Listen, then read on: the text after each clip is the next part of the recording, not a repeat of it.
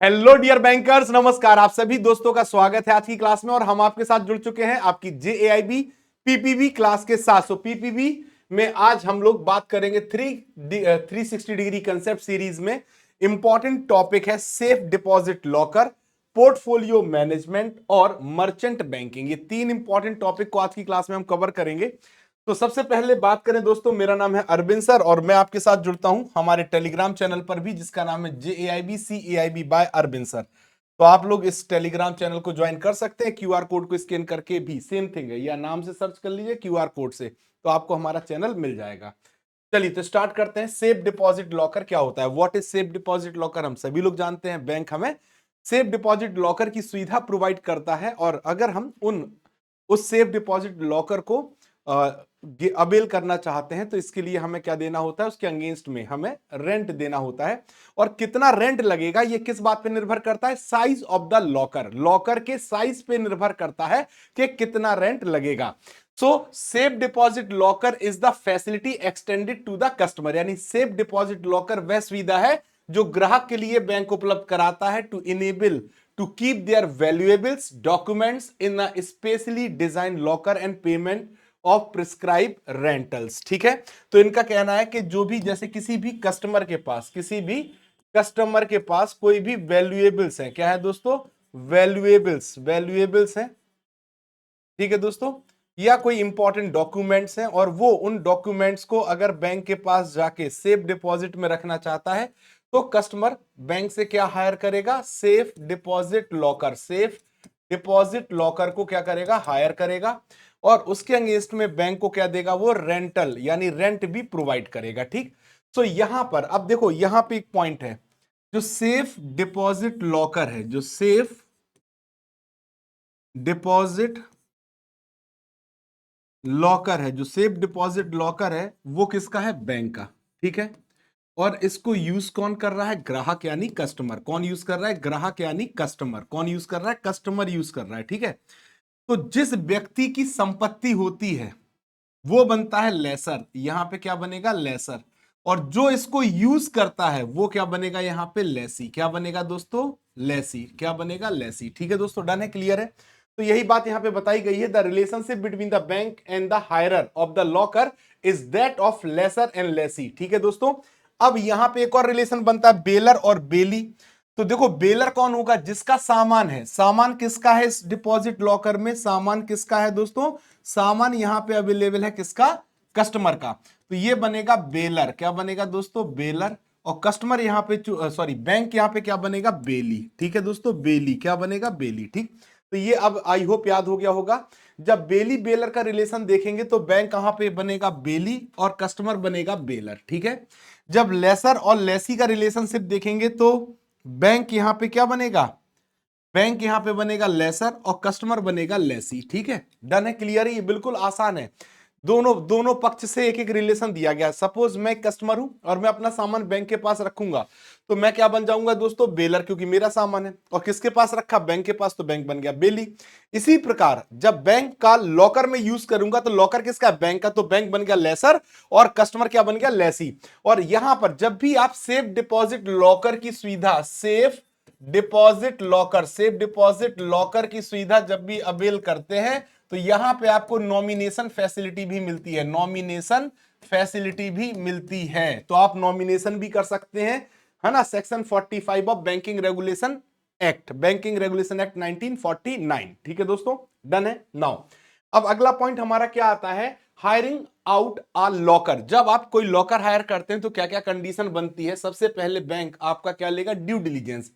So before hiring out a locker, KYC या customer due diligence of the customer should be completed as per the Prevention of Money Laundering Act और RBI KYC Directions 2016।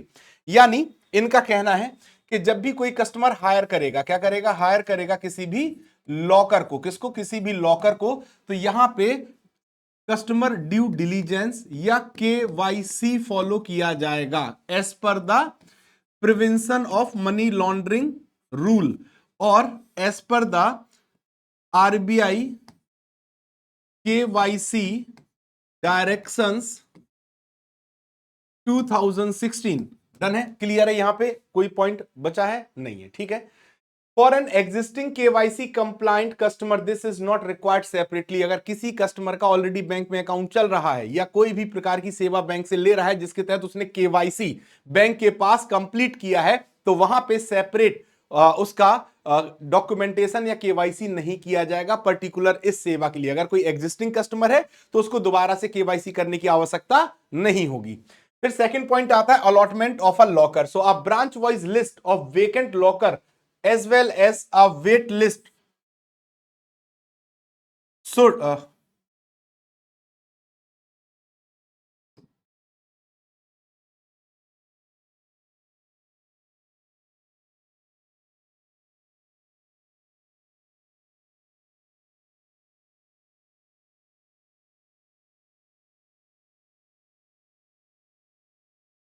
Should be provided, ठीक है दोस्तों। और ये maintain किया जाता है किसमें, सीबीएस कोर बैंकिंग सोल्यूशन के थ्रू या अदर सॉफ्टवेयर के थ्रू। यानी इनका कहना यह है कि अगर जैसे जितनी भी ब्रांच है तो ब्रांच वाइज लॉकर की जो लिस्ट है, किसकी, लॉकर की जो लिस्ट है वो अवेलेबल रहेगी, कहां कहां लॉकर खाली है, ठीक है।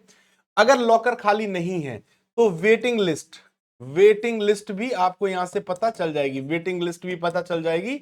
और ये जो लिस्ट है ये या तो सीबीएस सॉफ्टवेयर या अलग से भी सॉफ्टवेयर का यूज करके ये डेटा उपलब्ध कराया जाता है। Model locker agreement, so bank में adopt the model locker agreement according to the Indian bank association. तो इंडियन बैंक एसोसिएशन का जो भी मॉडल पॉलिसी होगी उसके तहत ये एग्रीमेंट तैयार किया जाएगा। साथ ही साथ अगर हम बात करें दोस्तों यहां पे, तो लॉकर का रेंट किस आधार पे लगेगा, locker are of different size. आपको बैंक में जो लॉकर मिलते हैं वो डिफरेंट साइज के होते हैं, स्मॉल लॉकर भी होता है, मीडियम लॉकर भी होता है, लार्ज लॉकर भी होता है, ठीक है, और एक्स्ट्रा लार्ज लॉकर भी होता है। तो इसी आधार पे आपका रेंट लगेगा, यानी रेंट क्या कर जाएगा, वेरी कर जाएगा according to the size of the locker.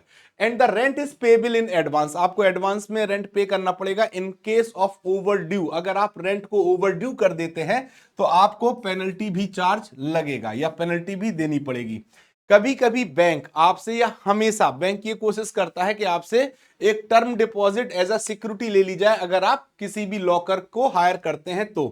For the safeguard against the locker hirer, ठीक है, लॉकर हायरर से सुरक्षा के प्रति या सुरक्षा की दृष्टि से या सुरक्षा के अगेंस्ट में, नॉट पेइंग द रेंट। कभी कभी मतलब बैंक ये मान के चलता है कि अगर मेरा लॉकर हायरर रेंट पे नहीं करता है तो bank can take term deposit, bank customer से लॉकर की सुविधा देने के पहले टर्म डिपॉजिट लेगा टू कवर 3 ईयर रेंट। और वो टर्म डिपॉजिट उतने अमाउंट का होगा जितने में 3 साल का रेंट के आधार पे, प्लस ओपन द लॉकर, जब लॉकर को ब्रेक करके ओपन किया जाएगा तो उसका भी जो खर्च होगा उसको भी इसमें ऐड करके वो आपसे टर्म डिपॉजिट लेगा। यानी कि मान लीजिए मिस्टर ए क्या लेने आए, बैंक के पास आए लॉकर हायर करने, ठीक है, लॉकर को हायर करने आए, ठीक है।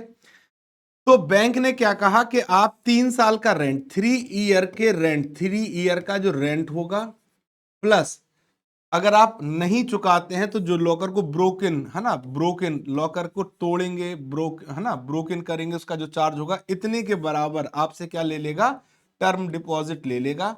टर्म डिपॉजिट आपसे बैंक ले लेगा, देन आपको बैंक लॉकर की सुविधा उपलब्ध करा देगा, ठीक है दोस्तों।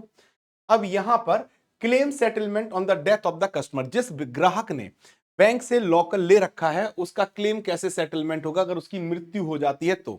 पहला, time limit for the settlement, settlement को मतलब सेटलमेंट होने में कितना समय लगना चाहिए। The claim in respect of the deceased locker hirer, यानी जिस व्यक्ति ने लॉकर हायर किया था उसकी मृत्यु हो गई तो उस रिस्पेक्ट में जो क्लेम करना है, to be settled and content of the locker release within maximum 15 days from the date of the receipt of the claim। Bank के पास जिस दिन क्लेम आएगा, जिस दिन क्या आएगा, क्लेम आएगा, तो उस डेट को क्या कहा जाता है, claim of the receipt of the claim, ठीक है।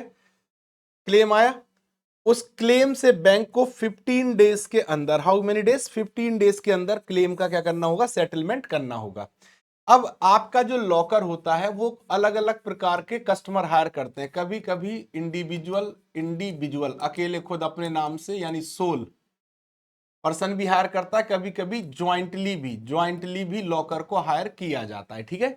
तो death of the sole locker hirer, जब एक ही व्यक्ति ने खुद अपना लॉकर हायर किया, उसकी डेथ हो जाती है, तो after the verification of the death certificate, सबसे पहले बैंक क्या करेगा, उस कस्टमर का जिसकी भगवान मतलब डेथ हो गई है, भगवान ना करे, तो उसका डेथ सर्टिफिकेट को पहले वेरीफाई करेगा, फिर वो satisfying the identity and genuineness of the single individual nominee, तब जो व्यक्ति उसके क्लेम के लिए आया, जो नॉमिनी बन के आया, जो नॉमिनी था, उसका भी क्या करेगा बैंक, आइडेंटिटी और जेन्युइननेस को आइडेंटिफाई करेगा, तब नॉमिनी को अलाउ करेगा कि वो एक्सेस कर सकता है उस लॉकर को और रिमूव कर सकता है उस लॉकर में रखे कंटेंट को, ठीक है, after N inventory is taken, ठीक है दोस्तों, डन है।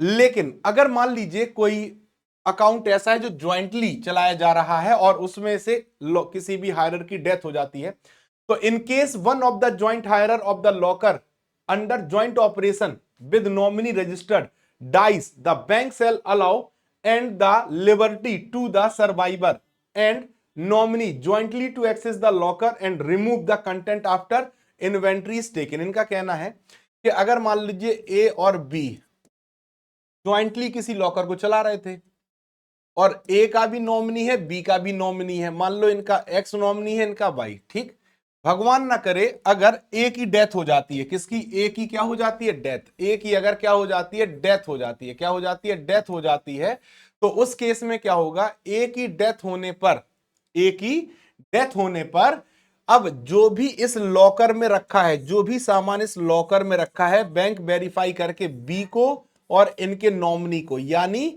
बी एंड एक्स दोनों ज्वाइंटली इस लॉकर को क्या कर सकते हैं, एक्सेस कर सकते हैं, ठीक है। फिर केस क्या है, death of any joint locker, अब मान लो एक ज्वाइंट लॉकर है और एक से ज्यादा लोग उस लॉकर को चला रहे हैं, या एक व्यक्ति की मृत्यु हो जाए या एक से ज्यादा की मृत्यु हो जाए, तो उस केस में आइदर और सर्वाइवर ऑपरेशन अगर है, तो कोई भी जिनकी डेथ हो जाएगी आइदर कहलाएगा, जो बचेगा वो सर्वाइवर कहलाएगा।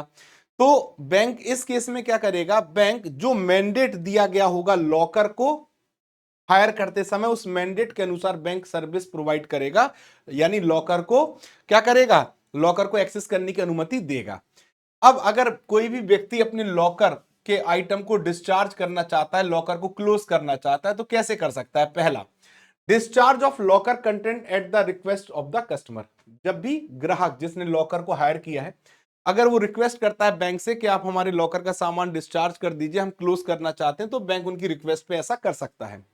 Attachment and recovery of the content in the locker by the law enforcement authority, अब मान लीजिए लॉ इन्फोर्समेंट अथॉरिटी के द्वारा उस लॉकर में जो भी सामान रखा है उसको अटैचमेंट या रिकवरी किया गया है, तो उस केस में भी डिस्चार्ज हो जाएंगी services. Discharge of locker content by the bank due to non payment of locker rent, जिस दिन ग्राहक लॉकर का रेंट पे नहीं करेगा तो भी डिस्चार्ज कर सकता है लॉकर के कंटेंट्स को। और discharge of the locker content if the locker remains inoperative for a long period of time, तो ये वो कंडीशन है जहां पे या तो लॉकर क्लोज होगा या डिस्चार्ज कर दी जाएंगे लॉकर के आइटम्स को, उसके लिए डिफरेंट डिफरेंट कंडीशंस यहां पे बताई गई हैं, ठीक है दोस्तों। नाउ अब देखिए क्या कहते हैं, पोर्टफोलियो मैनेजमेंट सर्विस क्या होती है। पोर्टफोलियो मैनेजमेंट सर्विस की जब हम बात करते हैं तो as investor increasingly explore diversified investment opportunities beyond traditional instrument such as fixed deposit, gold and mutual fund, portfolio management service have emerge as a sophisticated investment solution. जैसे पहले जो हमारे इन्वेस्टर होते थे या पापा लोगों को हम समझें तो पापा लोग क्या करते थे, या तो फिक्स डिपॉजिट में पैसा जमा कर देते थे या गोल्ड खरीद लेते थे, है ना, या फिर एनएससी खरीद लेते थे, ठीक, ये ट्रेडिशनल तरीका था। ये कैसा तरीका था, ट्रेडिशनल ट्रेडिशनल। अब यहां पे आपके स्टेटमेंट में एनएससी क्यों नहीं लिखा है, क्योंकि ये पोस्ट ऑफिस का प्रोडक्ट है, ठीक। तो पहले क्या होता था, या अब अभी भी जो एक तरीका है म्यूचुअल फंड भी लोग ले लेते हैं, ये ट्रेडिशनल इन्वेस्टमेंट का तरीका है, ठीक है। लेकिन अब क्या आ गया, पोर्टफोलियो मैनेजमेंट सर्विस आ गई। पोर्टफोलियो मैनेजमेंट सर्विस के तहत क्या होता है, जो हाई नेटवर्थ इंडिविजुअल होते हैं, क्या होते हैं, high net worth individual. High net worth का मतलब है जिनकी शुद्ध संपत्ति क्या है, ज्यादा। हाई नेटवर्थ जो इंडिविजुअल होते हैं, है ना, उनके लिए पोर्टफोलियो मैनेजमेंट सर्विस प्रोवाइड की जाती है। ठीक है, तो ये एक सोफिस्टिकेटेड इन्वेस्टमेंट सोल्यूशन बन के मार्केट में आया है। So design primarily for high net worth individual, PMS offer personalise and professionally manage portfolios to help investor achieve their financial goal effectively. अब इसमें क्या होता है, जब हम पीएमएस की बात करते हैं, पोर्टफोलियो मैनेजमेंट सर्विस की, तो यहां पे जो इन्वेस्टर है जिसको मार्केट की ज्यादा नॉलेज नहीं है, बट उसके पास क्या है, पैसा है। क्या है दोस्तों, पैसा है। उसके पास क्या है, पैसा है। तो वो क्या करता है, वो प्रोफेशनल पर्सन से क्या लेता है, मदद। वो किससे लेता है, प्रोफेशनल पर्सन से। प्रोफेशनल पर्सन जो एक्सपर्ट है इस मामले में, क्या है, एक्सपर्ट है ना, एक्सपर्ट है, उससे क्या लेता है, या मैनेजर कह सकते हैं, जो मैनेजर, पोर्टफोलियो मैनेजर्स होते हैं जो मैनेज करते हैं, ठीक है, उनसे क्या लेता है, हेल्प लेता है। और ये मैनेजर्स, इनके जो भी फाइनेंशियल गोल होंगे, क्या होंगे दोस्तों, फाइनेंशियल गोल होंगे, और इनकी जो भी रिस्क कैपेसिटी होगी, रिस्क टॉलरेंस होगा, रिस्क टॉलरेंस होगा, उस आधार पे इनको सजेस्ट करेंगे पर्सनलाइज। पर्सनलाइज का मतलब होता है इनके अकॉर्डिंग, किनके अकॉर्डिंग, हमारे कस्टमर के अकॉर्डिंग, पर्सनलाइज्ड और कस्टमाइज एंड कस्टमाइज, कस्टमाइज्ड है ना, कस्टमाइज का मतलब अपने अकॉर्डिंग इसमें संशोधन करके इनको इन्वेस्टमेंट प्लान बताएंगे, इन्वेस्टमेंट उपलब्ध कर,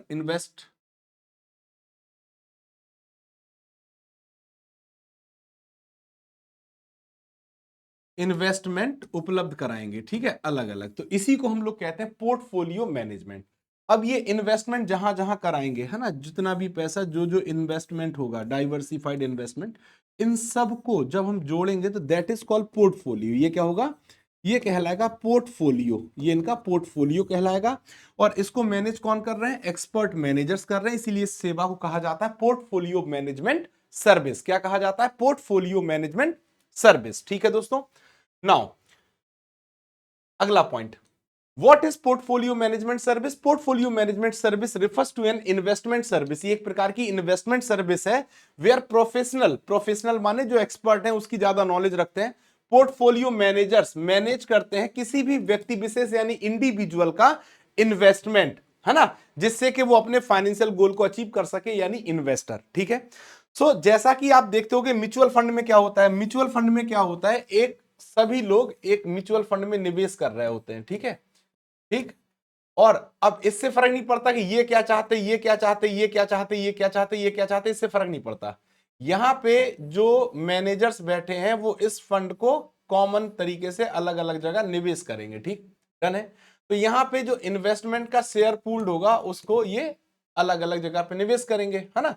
तो unlike mutual fund where money of investment are pooled into shared fund, तो यहां पे तो जो पैसा था इन लोगों ने जो भी निवेश किया है, जो भी निवेश किया है वो तो एक पूल हो गया, पैसे का एक पूल बना दिया गया, और इस पूल को फिर इन लोगों ने अलग अलग जगह पे क्या किया, निवेश किया, है ना। तो यहां पे ऐसा नहीं होता, पोर्टफोलियो मैनेजमेंट में इंडिविजुअल के अकॉर्डिंग ही इन्वेस्टमेंट सर्विस प्रोवाइड की जाती है। तो this allow for highly customised investment approach tailor to individual risk tolerance and preferences and objectives. ठीक है दोस्तों, तो अब अगला पॉइंट क्या है, पोर्टफोलियो मैनेजमेंट स्कीम के regarding reserve bank of India की क्या गाइडलाइंस है। सो PMS service are provided at the customer's risk without guaranteeing them predetermined return। यानी अगर कोई bank portfolio management service provide करता है तो उसको पहले ही बताना पड़ेगा कस्टमर को कि आपके रिस्क पे हम इसको निवेश कर रहे हैं, यहां पे हम कोई भी प्री डिटरमाइंड रिटर्न की गारंटी नहीं देते। The service are provided to parties in respect of their long term investable fund. यानी अगर कोई भी बैंक पीएमएस की सर्विस प्रोवाइड कर रहा है, खैर डायरेक्ट तो बैंक नहीं कर सकते, या तो सब्सिडरी के थ्रू कर सकता है या वेंचर के थ्रू, तो जो भी इन्वेस्टमेंट होगा वो लॉन्ग टर्म होगा। लॉन्ग टर्म का मतलब more than 1 year, minimum period कितना होना चाहिए इन्वेस्टमेंट का, 1 ईयर होना जरूरी है। Funds accepted for portfolio management should not be interested to another bank for management. अगर कोई बैंक किसी भी इन्वेस्टर से पैसा लेता है पोर्टफोलियो मैनेजमेंट सर्विस के नाम पे, तो ये बैंक इस पैसे को किसी और बैंक के थ्रू मैनेजमेंट नहीं करा सकता, खुद ही करना पड़ेगा अगर लिया है तो। ठीक है, ये आरबीआई की क्या है, गाइडलाइंस है। फिर आता है मर्चेंट बैंक। अब मर्चेंट बैंक क्या होते हैं? जब हम मर्चेंट बैंकिंग की बात करते हैं तो ये एक स्पेशलाइज या स्पेशल ब्रांच होती है बैंकिंग की, जो कि फाइनेंशियल सर्विस प्रोवाइड करते हैं मीडियम से स्मॉल साइज बिजनेसेस को।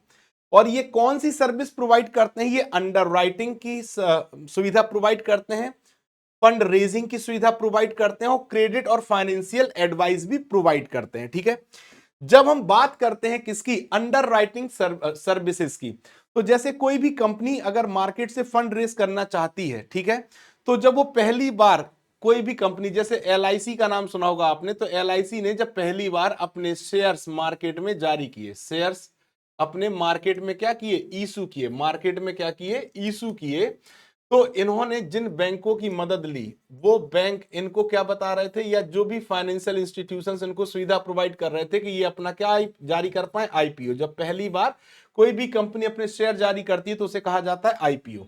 या प्राइवेट प्लेसमेंट, या दोबारा शेयर जारी करती है तो फॉलो ऑन पब्लिक ऑफरिंग, या राइट इश्यूज। तो जब भी कोई कंपनी ये सभी कार्यक्रम को आगे बढ़ाना चाहती है तो उसके लिए मर्चेंट बैंक इन कंपनीज की मदद करते हैं।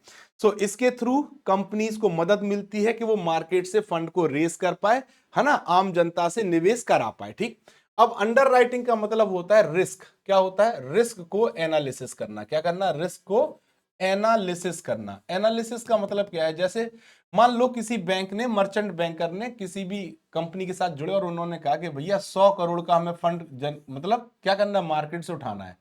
तो 100 करोड़ के लिए अंडर राइटिंग की सर्विस कौन प्रोवाइड करेगा? वो फाइनेंशियल इंस्टीट्यूशन। अगर मान लो 90 करोड़ आया तो 10 करोड़ का अरेंजमेंट किसको करना पड़ेगा? उसी उसी फाइनेंशियल इंस्टीट्यूशन को करना पड़ेगा जो मर्चेंट बैंक की सुविधा प्रोवाइड कर रहा है। ठीक है दोस्तों, साथ साथ साथ fund raising. Merchant banking service help businesses raise fund from the public by issuing shares, debentures, right issues of shares, preferential allotment of shares and private placement of shares।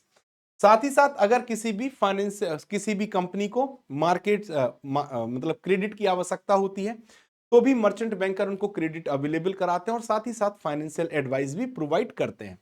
तो ये थी आज की हमारी क्लास। आई होप आप सभी को class समझ में आई होगी। और अगर आप टारगेट कर रहे हैं 60+ मार्क्स इन PPB तो आप हमारे सभी इंपॉर्टेंट टॉपिक्स को ध्यान से पढ़ते जाइए। और आपके लिए सबसे अच्छा तरीका है प्रिपरेशन के लिए, आप JAIB महापैक के थ्रू जुड़ सकते हैं और अपनी तैयारी कर सकते हैं। यहाँ पे आपके ऑल 4 कंपलसरी पेपर कवर हो जाते हैं। 6 मंथ का जो हमारा महापैक है वो मात्र 2799, 12 मंथ का महापैक 3999 और 24 महीने का महापैक 5999 में उपलब्ध है। ठीक है दोस्तों, साथ ही साथ हमारा फाउंडेशन 2.0 बैच भी अवेलेबल है और आप इसे रेगुलर प्लान और प्रो प्लान में खरीद सकते हैं आसानी से। लेकिन यहाँ पे आपको फाउंडेशन क्लासेस ही प्रोवाइड की जाएंगी चारों सब्जेक्ट की। साथ ही साथ वीकेंड बैच हमारा आपके लिए लॉन्च हो चुका है और अब नवंबर 2026 के एग्जाम को अगर आप टारगेट करना चाहते हैं अभी से तो आप हमारे वीकेंड बैच के थ्रू जुड़कर अपनी तैयारी कर सकते हैं। लीस्ट प्राइस में हम आपको ये बैच ऑफर कर रहे हैं और टारगेट कर रहे हैं नवंबर 2026 का एग्जाम। साथ ही साथ JAIB MCQ बैच भी आपके लिए लॉन्च होने जा रहा है दोस्तों मई 2026 के लिए। और रेगुलर प्लान आपको मिलेगा 1999 और प्रो प्लान मिलेगा 2999। तो इस बैच के लिए भी इनरोलमेंट स्टार्ट हो चुके हैं। ठीक है, इस बैच में आपको test series, mock test series भी मिलेगी। और अगर आप में से कोई भी RBI ग्रेड B टारगेट कर रहा है तो फेज 1 फेज 2 के लिए समर्थ 2.0 बैच हमारा अवेलेबल है, आप इसको ज्वाइन कर सकते हैं। Bankers as set of 4 books आपके लिए JAIB प्रिपरेशन के लिए भी PW ऑफर करता है और बेस्ट कंटेंट यानी exhaustive theory, hint and solution, question with case studies after every chapter in each paper और mind map and quick revision, सब कुछ अवेलेबल है। लीस्ट प्राइस 1224 रुपए में। PW स्टोर से खरीद सकते हैं, Amazon से खरीद सकते हैं, फ्लिपकार्ट से खरीद सकते हैं। ठीक है दोस्तों, तो ये थी आज की हमारी क्लास और आई होप आप सभी को क्लास समझ में आई होगी। ये हमारा टेलीग्राम चैनल है, इसको ज्वाइन कर सकते हैं। तो आज के लिए बस इतना ही। Thank you very much, good night, शुभ रात्रि।